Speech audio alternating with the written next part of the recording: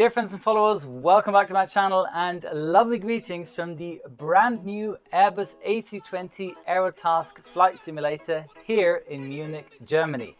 In today's video, I'll be addressing a very important topic which was not only important before the COVID-19 outbreak, but became even more significant due to it. Now, the following minutes are especially interesting for flight students and everybody who dreams of becoming a pilot, since I want to share with you my opinion on issues like what to do prior flight school, how to bridge possible time gaps, and how you can enlarge your knowledge and improve your personal profile in the time before flight training. Keep in mind, this is no step-by-step instruction on how to arrange your personal career in aviation. This is a video simply meant to be a help and maybe an inspiration for you finding the right path, and most importantly, having a plan B. So without further ado, let's get started. Shamrock 104, runway 31 left, taxi right alpha, hold short of golf. Right alpha, hold short of golf.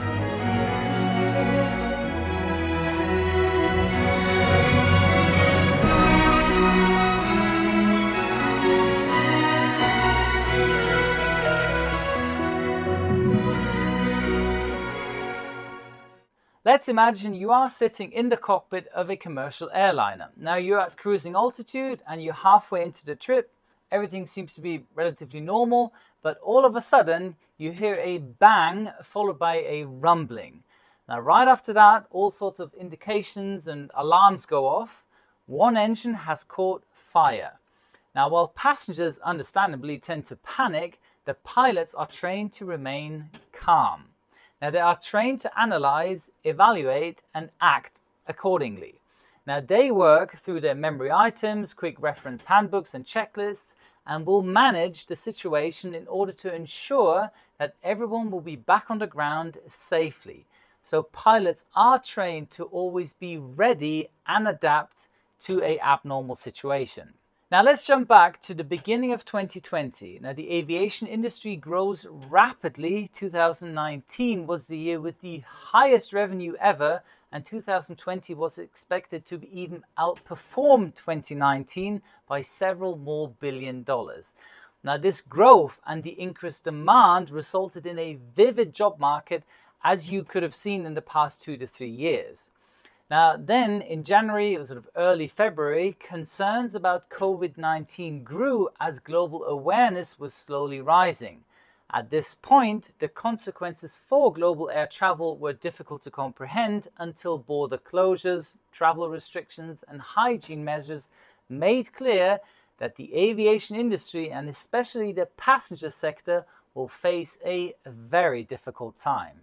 Now, besides the countless colleagues of mine who are grounded, laid off, and desperately waiting to be up in the air again, there are certainly countless students out there who want to start with their flight training or were already taking classes in flight school up until the outbreak of this pandemic. Now, either way, the current situation leaves the majority of them uncertain about the future and most likely waiting to begin their journey in aviation. Some of them need to complete their assessments or even to continue their training. Now, for those of you who find themselves in this situation, there are sadly no memory items or QOHs to handle them, but maybe this video helps you to adapt to this crisis. First off, a quick look into some statistics. Now, when you look at the passengers or cargo transported over time, you will see that several events left their local dents in the graph.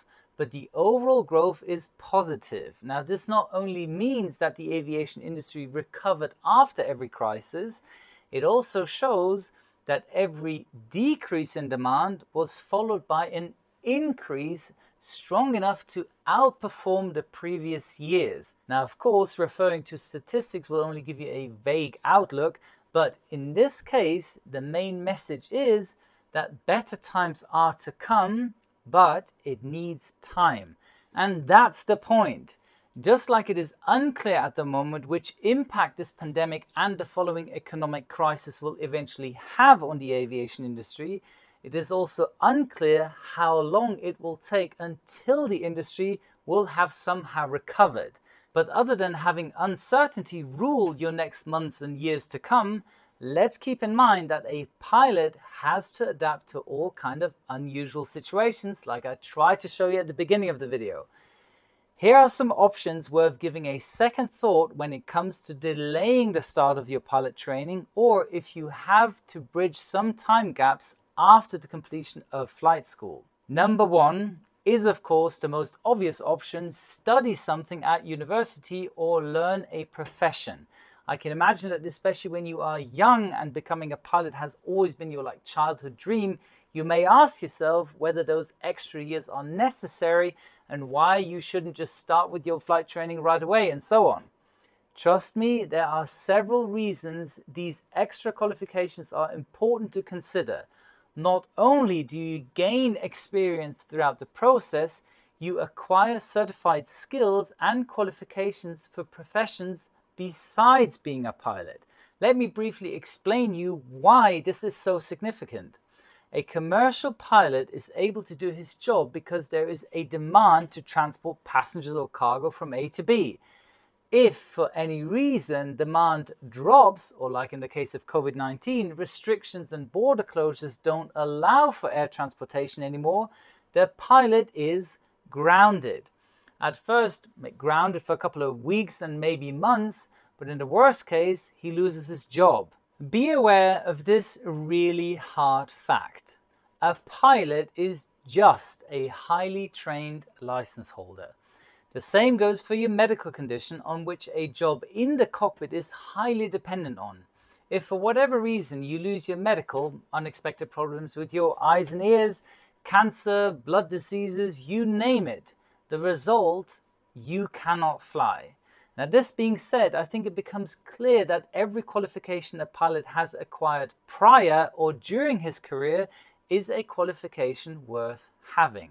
Especially when you keep in mind that once you've finished with flight training, it is very likely that you owe up to $100,000 to a bank or a flight school. And often it's a little bit more than that. So if you lose your job or your license completely, you will still have to pay off your debt.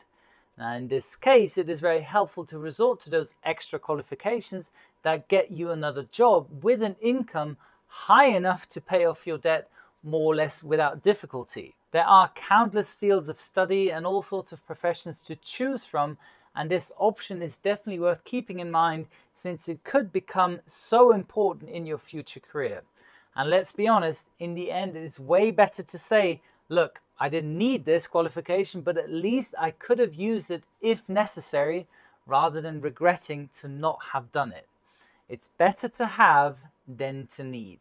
Number two is about bridging the time gaps and dealing with delays effectively. Now, many people sense waiting periods as something disturbing, something that interrupts them in their current flow. In reality, especially when lasting for longer periods, waiting periods can be seen as a chance to learn new skills or broaden your knowledge. So one way, for example, is to participate in internships throughout the industry.